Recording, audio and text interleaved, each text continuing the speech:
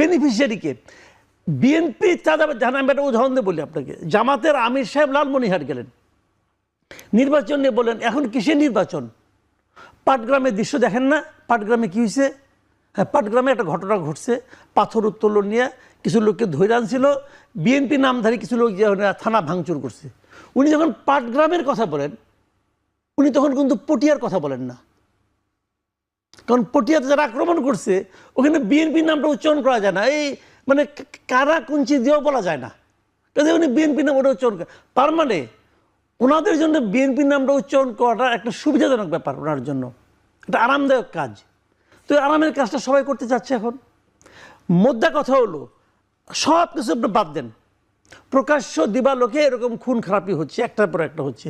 আগের দিন ঘোষণা দিয়ে পরের দিন একটা বাড়িতে হামলা করে মা বাচ্চা সহ 3 জনকে পিটে মেরে ফেলানো হচ্ছে। আগের দিন কিন্তু ঘোষণা দেওয়া হয়েছিল।